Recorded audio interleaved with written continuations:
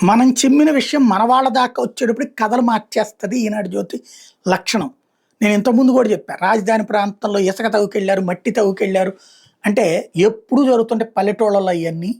వాటిది అది లోకల్‌గా అవసరం. ఆర్థిక పరిస్థితులు, అవసరాల్ని అడ్డుపెట్టుకొని జరుగుతుంటాయి.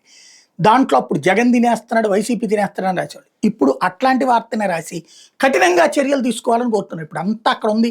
తెలుగుదేశమే కదా అధికారంలోకి. ప్రభుత్వం రాష్ట్ర స్థాయిలో కూడా అధికారంలో ఉంది తెలుగుదేశమే కదా. మరి ఇప్పుడు అక్కడ మట్టి తవ్వకాలు జరుగుతుందంటే ఎవరు చేసేది? ఇదే ఇక్కడ దరిద్రం. అప్పుడేమో వైసీపీ మీదకు దోసేసి జగనే డైరెక్ట్‌గా మట్టి అమ్ముకుంటున్నాడు అన్నట్టు రాసి, ఇప్పుడు వచ్చేటప్పటికి ఇప్పటికీ మట్టి దొంగలు నడుస్తూనే ఉన్నారు. తాజాగా ఒక వార్త రాసుకొచ్చారనమాట. రాజధాని ప్రాంతంలో మట్టి దొంగలు రెచ్చిపోతున్నారు. వైకాపాయంలో యథేచ్ఛగా సాగిన ఈ దందా కూటమి ప్రభుత్వం వచ్చినా కట్టడి కాలేదు. అమరావతి నిర్మాణానికి భూములు ఇచ్చిన రైతులకు కేటాయించిన ప్లాట్లను మట్టిని తరలించిపోతే అక్రమార్కులు సొమ్ము చేసుకుంటూనే ఉన్నారు.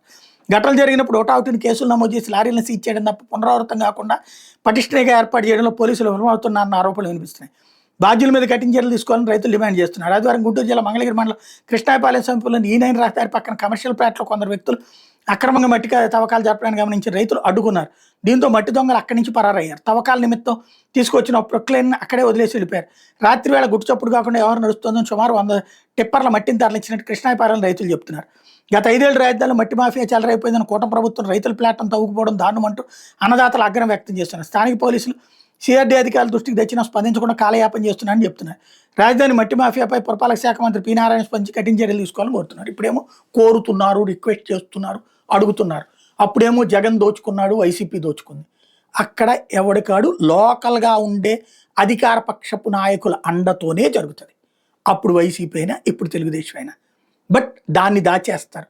ఇక్కడైతే మనోళ్ళైతే దాచేస్తారు, అప్పుడైతే రాస్తారు. అదే తేడా.